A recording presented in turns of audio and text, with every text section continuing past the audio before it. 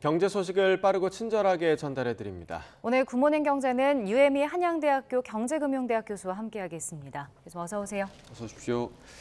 자, 이스라엘과 팔레스타인 전쟁이 또 시작이 됐습니다. 이스라엘군이 지금 가자 지구 공격을 예고를 했는데 국제유가가 또 다시 상승을 했어요. 예, 그렇습니다. 사실 첫 공격은 10월 7일에 있었는데요. 예. 바로 이제 다음에 10월 9일 날 국제 유가가 많이 뛰었었습니다. 예. 근데 그 이후에 이스라엘이나 아니면 팔레스타인이 산유국은 아니거든요. 그래서 뭐 국제 유가에 크게 영향은 없을 것이다라는 그런 전망에 좀 국제 유가가 약간 이제 하락하고 있었는데 다시 13일에 이제 국제 유가가 한 6% 가량 뛰면서 서부 텍사스유 같은 경우는 87달러 그리고 두바이유 같은 경우는 90달러 선을 다시 이제 넘어서게 되었습니다. 네. 말씀해주신 대로 이스라엘과 팔레스타인이 사실 원유, 석유 생산국은 아니잖아요. 그럼 왜 이렇게 국제유가가 영향을 받는 건가요? 아무래도 주요 산유국은 아니긴 하지만 이제 이 전쟁이 무력 충돌이 그냥 여기에서 국지적으로 그칠지 아니면은 장기화되고 중동 전역으로 확산될지에 따른 그런 이제 전망이 엇갈리기 때문일 텐데요. 네. 만약에 이렇게 국지적으로 그리고 단기적으로 끝나게 된다면 국제유가에 그렇게 큰 영향은 없을 수가 있지만 아무래도 최근에 이제 전개되는 양상을 볼 때 조금 더 이제 확전이 되거나 아니면 장기화될 가능성도 배제할 수 없다는 전망이 나오고 있습니다. 그렇기 때문에 이제 국제유가도 앞으로 더 출렁일 가능성이 커지고 있습니다. 예. 그러니까 확전이 됐을 때 이란의 개입 여부를 굉장히 지금 우려스럽게 좀 보고 있는데 이란이 산유국이잖아요. 그렇습니다. 그러니까 이렇게 되면 뭐 당연히 이제 국제유가가 출렁일 게 뻔한데 이란이 전면적으로 개입하게 된다면 국제유가가 150달러를 넘어설 것이다. 그리고 세계 경제 성장률 역시 1%포인트 주저앉을 것이다. 이런 분석도 나왔더라고요. 예, 최근에 그 블룸버그 통신 산하에 있는 블룸버그 이코노믹스라는 이제 경제 연구소에서 보고서를 발표했는데요. 크게 이제 세 가지 시나리오를 고려해 볼 수 있다고 나왔습니다. 이제 첫 번째는 이제 국지적으로 가자 지구의 그 무력 충돌이 그칠 경우, 하지만 이것이 이제 시리아나 레바논이 이제 참전하면서 좀 더 이제 대리전으로 확산될 경우, 네. 마지막으로 이스라엘과 이제 이란 간의 전면전으로 이제 격화될 경우에 각각에 대해서 이제 국제유가가 어느 정도 오를지, 그다음에 세계 경쟁률에는 경제 성장률에 어떤 영향을 받을지를 분석을 했는데요. 예.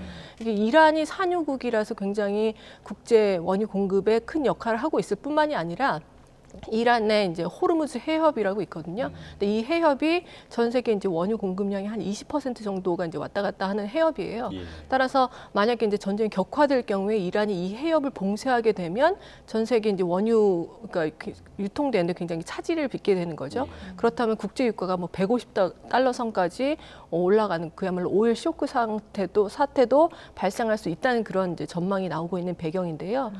따라서 지금 그 이란이 참전을 하느냐 하지 않느냐 그리고 미국과 이제 이란 간의 이제 갈등도 여기에 이제 불거질 수가 있게 되는데 그렇다면 미국과의 이제 관계 개선 때문에 최근 이제 올해 들어서 이란이 한 하루당 70만 배럴 정도 이제 증산을 해왔는데 이것도 이제 철회를 할 수가 있고 그러다 보니까 국제 유가가 더 올라갈 가능성이 굉장히 커지고 있습니다. 네.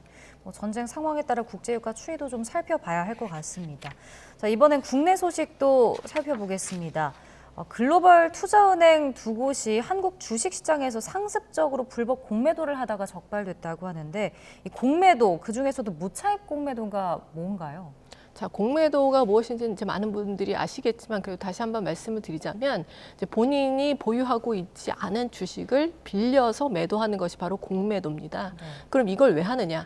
만약에 주식 가격이 하락한다고 전망이 될 때 그때는 내가 가지고 있지는 않지만 빌려서라도 팔고 나면 나중에 주식 가격이 하락하고 난 다음에 다시 사서 되갚으면 되는 거잖아요. 네. 그럼 그걸 인해서 시세 차익을 얻을 수가 있기 때문에 투자 기법 중에 이제 하나라고 보시면 되는데 네. 무차입 공매도라고 하는 것은 주식을 차입하지도 않고 공매도 주문을 내는 거죠. 이거는 사실은 불법입니다. 자본시장법에 따르면 불법이고요. 따라서 이런 이제 무차입 공매도 행위는 이제 불법이기 때문에 행해지면 안 되는 것인데 최근에 이제 금감원에서 이제 글로벌 투자은행 이제 두 곳이 상당한 이제 수준으로 이 무차입 공매도를 행해 왔다는 것을 적발을 했고요. 그래서 사상 최대 규모의 과징금이 부과될 것으로 지금 전망이 되고 있는 상황입니다. 네. 이번 사례 같은 경우는 이제 장기간 동안 상습적으로 이루어졌다라는 이유 때문에 그 주식시장에 주는 그 충격이 좀 다른 것 같은데 이렇게 오랫동안 공매도를 해온 배경으로는 어떤 걸 좀 추정해 볼 수 있을까요? 글쎄 뭐 몇 가지 이제 추정해 볼 수가 있을 텐데요. 일단 이제 2020년부터 최근까지 한 3년 동안 적발된 수가 점점 이제 늘어나고 있는 예. 상황인데요. 이렇게 최근에 주식 가격이 이제 변동성이 컸고 게다가 이제 하락하는 경우가 상당히 많았습니다. 여러 가지 이제 대외적인 악재도 있었고 고금리 상황도 있었고요. 그래서 주식 가격에 이제 하락에 베팅하는 경우가 늘어나면서 공매도 주문을 할 때 본인이 이제 차입하지 않은 상황임에도 불구하고 더 많은 양의 공매도 주문을 넣으면 사실은 궁극적으로는 공매도 물량에 따라서 시세 차익이 정해질 거 아니겠습니까? 그러니까 차입하지도 않고 일단 공매도 물량을 많이 넣고 보면 나중에 이제 그 결제하는 시점이 되기 전에만 이제 차입을 해서 메꿔 넣는 거죠. 그렇게 함으로써 시세 차익을 이제 많이 얻으려는 그런 시도였다고 볼 수 있는데요. 하지만 이게 불법이다 보니까 적발이 되면 과징금도 내야 되고 상당한 타격이 있을 거 아니겠습니까? 근데 적발될 가능성이 낮다고 보기 때문에 사실 이런 불법을 자행했다고 보는데요. 그럼 왜 불법을 자행했음에도 적발될 가능성이 적었을까? 생각해 보면 이 외국인 이제 글로벌 투자은행 같은 경우는 이제 국내 증권사의 이 공매도 주문을 이제 맡기거든요. 그럼 이 수탁사들이 사실은 요걸 적발을 할 수가 있는데 이 수탁사들도 뭐 계열사 관계라든지 아니면 수수료 수입 같은 것을 고려하면 이것을 밝혀졌다고 하더라도 뭐 신고하기가 좀 어려운 상황일 수도 있겠죠. 예. 따라서 이런 이유 때문에 적발될 가능성이 그렇게 높지 않다고 봤기 때문에 고의적으로 계속해서 이제 불법 공매도를 자행해 온 것이 아닌가 추정을 하고 있습니다. 그러니까 나름의 이해관계가 좀 얽혀 있었다는 예, 뜻이죠. 그렇다고 생각이 됩니다. 근데 사실 그 개인 투자자들 사이에서 뭐 공매도로 주가가 하락한다 이런 얘기들은 계속해서 불만 좀 터져 나왔었잖아요. 이번에도 실제로 불법 공매도가 주가에 영향을 미쳤던 건가요? 그런 부분은 이제 선뜻 얘기하기는 좀 어려운 부분인데요. 왜냐하면 면밀한 분석이 선행이 돼야 되기 때문에요. 하지만 이런 얘기들은 계속 있었습니다. 특히 국민 주식 카카오 같은 경우는 뭐 주가가 굉장히 많이 빠져 한 40-50% 지난해만 해도 빠졌었는데 그 경우에 이제 아무래도 한 200만 명 넘는 개미 주주들이 보유를 하고 있다 보니까 이게 불법 공매도가 의심된다. 왜 이렇게 계속해서 하락을 하는지 모르겠다라는 의심이 계속해서 제기됐습니다.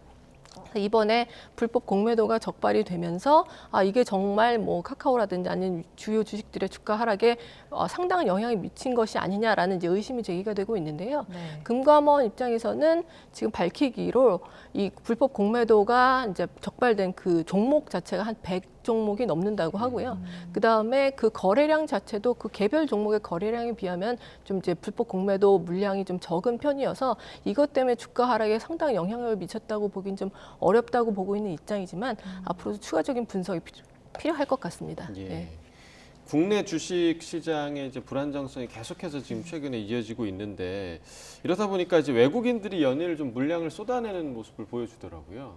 예, 그렇습니다. 이제 13일까지 지난 13일까지 15거래일 연속해서 외국인 순매도가 이어졌는데요. 예. 유가증권 시장에서 이건 2020년 이후 최장 기간입니다. 2020년에 그때 이제 코로나가 발발했을 때죠. 그때 3월에서 4월 사이 뭐 한 달여 동안 한 30거래일 연속해서 외국인 순매도가 이어졌었던 적이 있는데요.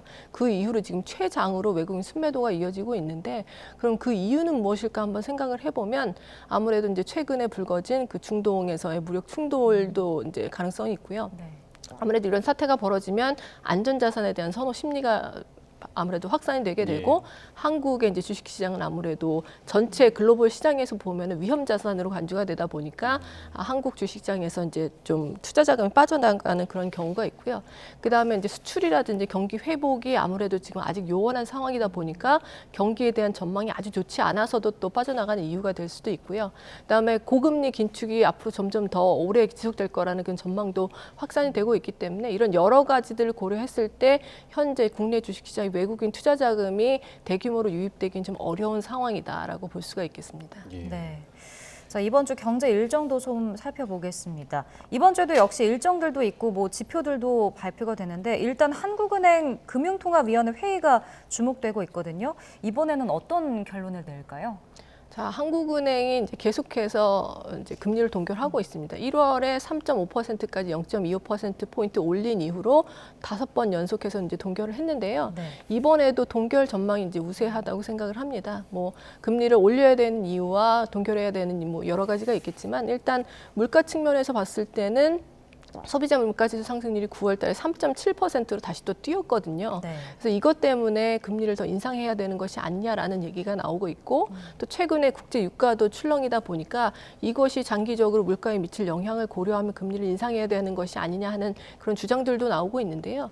또 다른 한편으로는 물가 안정만이 아니라 금융 안정을 목표로 하고 있는 한국은행의 입장상 금융 불안 가능성도 또 커지고 있거든요. 그래서 가계 대출도 상당히 이제 늘어난 상황에서 연체율도 좀 오르고 있고요. 경기가 회복되지 않다 보니까 가게나 기업도 이제 이자 상환 부담에 상당히 오랫동안 이제 시달리고 있는데 여기에 금리를 더 인상을 했을 경우에 올 수 있는 연체율의 상승이라든지 금융 불안의 확산과 같은 가능성을 고려할 때는 금리를 섣불리 인상하기는 좀 어려운 상황이고요.